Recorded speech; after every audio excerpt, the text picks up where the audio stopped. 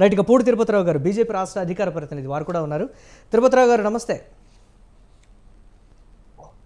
మురళి గారు, మీకు మా మిత్రులు విద్యాసాగర్ గారికి ప్రత్యేకించి తాటిపర్తి చంద్రశేఖరరావు గారికి మేము ఎన్నికల తర్వాత ఇదే కలుసుకోవటం ఇవి ముఖ్యంగా వారికి ప్రత్యేకించి, ఎందుకంటే మా ప్యానలిస్టుల్లో అతి కొద్ది మందే ప్రమోట్ అయ్యారు. వారిలో ప్రత్యేకించి ఒక శాసనసభ్యునిగా ఎన్నికైనటువంటి చంద్రశేఖరరావు గారికి ఇర్రెస్పెక్టివ్ ఆఫ్ పార్టీ ఆత్మీయునిగా రైట్. కూటమి కట్టినటువంటి కక్ష అనేటువంటి ఒక కోణం వైఎస్ఆర్ కాంగ్రెస్ పార్టీ చెప్తోంది. నిజంగా కూటమి ప్రభుత్వం ఆ స్థాయిలో కక్ష కట్టేటువంటి పరిస్థితులా, లేకపోతే చట్టం తన పని తాను చేసుకుపోతుందా, లేకపోతే గతంలో చోటు చేసుకున్నటువంటి పరిణామాల సీరియస్నెస్ అనేది ఇప్పుడు బయటపడుతుంది. 3 నెలలు కూడా సమయం ఇచ్చాము. చట్ట ప్రకారం వెళ్తున్నాం, కానీ ఎక్కడా కూడా చట్టవిరుద్ధంగా వచ్చి అర్ధరాత్రులు మేము అరెస్ట్ చేసినటువంటి పరిస్థితులు లేవు కదా, ముందుగానే ఊహించిందే కదా అనేటువంటి ఒక మాట ఏం చెప్తారు మీరు?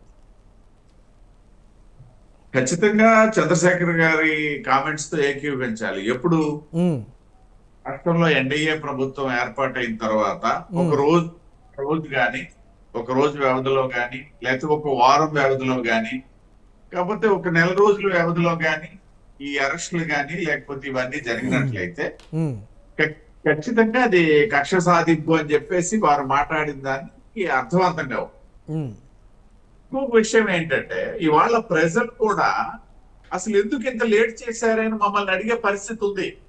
ఓకే, ఎందుకు ఇంత లేట్ చేశారు, ఎవరిని?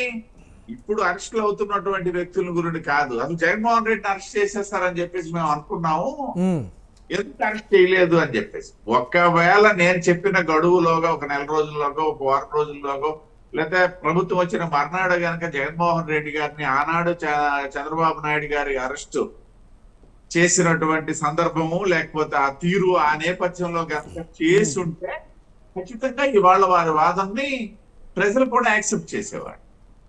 అలా జరగలేదు కదా. ఇప్పుడు మా విద్యాసాగర్ గారు చెప్పినట్టుగా ఒక ప్రొసీజరల్ ప్రకారం వారేదో ఇవాళ నిన్న మొన్నట్టుండి వైసీపీ ఒక లింక్ పెడుతుంది, ఏది డైవర్షన్ పాలిటిక్స్, ఏదైతే వరదలు వర్సెస్ అరెస్టులు అని చెప్పేసి.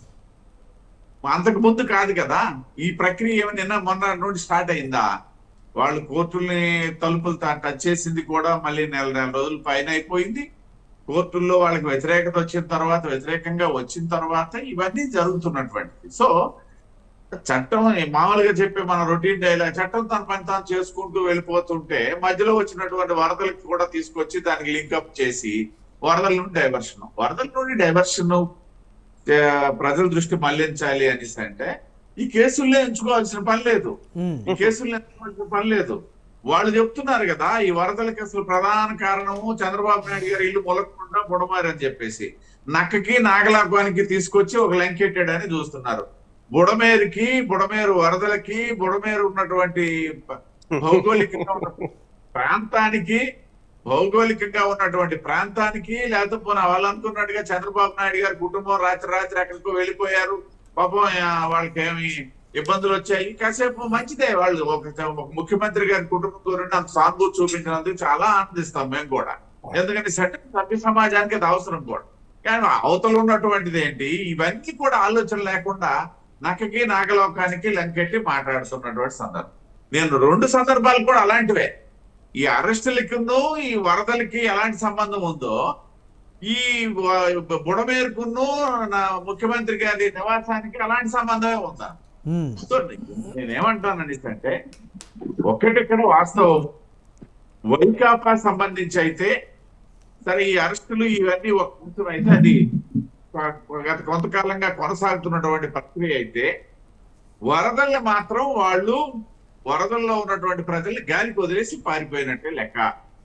ఏదైతే మాజీ ముఖ్యమంత్రి ఫారిన్ ట్రిప్ ఏదైతే ఉందో, లేకపోయినట్టయితే సరే చంద్రశేఖరరావు గారు అనేసి అంటే ఆయన ఎక్కడో శాసనసభ్యులు కాబట్టి ఆయన నేను ఇప్పుడు వ్యక్తిగతంగా నిందించను, కానీ మిగతా ఉన్నటువంటి పార్టీ పెద్దలు అయితేనేమి, గతంలో ఏదైతే సూపర్ సీఎంలు అయితేనేమి, లేకపోతే సూపర్ సీఎంలు కాదులేండి, సూపర్ డిప్యూటీ సీఎంలే, ఎందుకంటే సీఎం ఒక్కనే అన్నప్పుడు డిప్యూటీ సీఎంలే డెమ్మీ అయిపోయి సూపర్ డిప్యూటీ సీఎంలుగా ఉన్నటువంటి వ్యక్తులు అయితే వీళ్ళు ఎవరు ఇవాళ వరదల్లో కనబట్టలేదు కదా.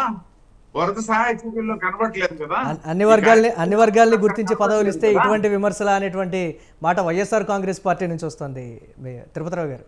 అన్ని వర్గాల్ని గుర్తించి ప్రతి వర్గాన్ని కూడా ఉప ముఖ్యమంత్రిని చేస్తే ఇటువంటి వ్యాఖ్యలు అనేటువంటి విమర్శ గతంలో కూడా చేశారు. ఇప్పుడు మళ్ళీ మీరు ప్రస్తుతం కూడా ఎత్తుతున్నారు. దానికి ఎలా చూడాలి అది?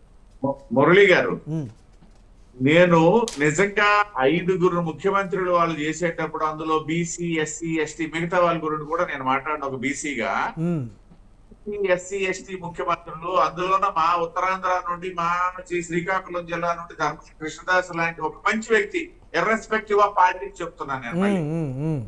మంచిని ఎక్కడున్నా సరే గుర్తించే పార్టీ భారతీయ జనతా పార్టీ కార్యకర్తగా నేను చెప్తున్నా. మా ధర్మాన కృష్ణదాస్ గారి ఉప ముఖ్యమంత్రి అయిపోతే ఎంతో ఆనందపడిపోయాం మేము. ఎందుకనిస్తే మా జిల్లా డెవలప్ అయిపోద్ది, మా ఉత్తరాంధ్ర డెవలప్ అయిపోద్ది, ఒక మంచి ఉప ముఖ్యమంత్రి అయిపోయాడు కదా అని చెప్పేసి. ఏం జరిగింది? ఆ ఉప ముఖ్యమంత్రి తాలూకా స్పెల్లింగే తెలుసుకోకుండా ఆయన మారిపోయాడు అక్కడ. దానికి ఆయన ఏం చేశాడు అంటే నేను ప్రత్యక్ష అనుభవం అని చెప్పను గాని, ఆ పార్టీ వాళ్ళు మాతో షేర్ చేసుకున్నది, ఫ్రెండ్గానే ఉంటాం కదా, ఏమన్నా శత్రువులు కాదు కదా, ఏం ఉప ముఖ్యమంత్రి ఉన్నాడు కదా మన రాష్ట్ర జిల్లా. అంటే కూటమి ప్రభుత్వం అధికారంలోకి వచ్చిన తర్వాత సో ఎగ్జాక్ట్గా గుర్తులేదు ఏ పార్టీకి సంబంధించిన, బట్ కూటమి ప్రభుత్వానికి సంబంధించినటువంటి నేత చేసినటువంటి కామెంట్, వారానికి ఒకళ్ళని చొప్పున అరెస్ట్ చేసినా కానీ మళ్ళీ తిరిగి 5 ఏళ్ళు కూడా సరిపోవు, అంతమంది అరెస్ట్ అవుతారు, అన్ని రకాల అక్రమాలు చోటు చేసుకున్నాయి, చట్టం నిజంగా ఇప్పుడు రంగంలోకి దిగుతుంది, ఇప్పుడు తన పని తాను చేసుకుపోద్ది అనేటువంటిది. అంటే ఆ స్థాయిలో ఎక్స్పెక్ట్ చేయొచ్చు అంటారు అరెస్టులు కానీ లేకపోతే ఇతరత్ర కానీ? మురళి గారు, నేను ముందే ప్రస్తావించాను ఆ విషయం, మేమందరం అదే ఊహించాము మురళి గారు. ఇంత సమయం తీసుకొని ఇవాళ 3 నెలల సమయం తర్వాత చంద్రశేఖరరావు గారు వచ్చి మాకు దానికి దీనికి లింక్ పెడతారు, వరదలకును అరెస్టులకి లింక్ పెడతారని చెప్పేసి మేము ఊహించలే అసలు. ఒక నెల రోజుల్లోనే ఇవన్నీ జరిగిపోతాయి, మాజీ ముఖ్యమంత్రి అరెస్ట్ సహా అని చెప్పేసి ఊహించిన వాళ్ళం కదా. నేను అదే చెప్పాను, మేము అనేసి అంటే బాగుండదని చెప్పేసి మాకు సంబంధించిన వాళ్ళు అన్నటువంటిది ఎత్తుకోవాల్సి వచ్చింది అనమాట. అందులో నేర్చుకున్నాను, మా విద్యాసాగర్ గారు కూడా ఉన్నారు, 1 month లోపు ఖచ్చితంగా మాజీ ముఖ్యమంత్రి అరెస్ట్ చేస్తారని చెప్పి.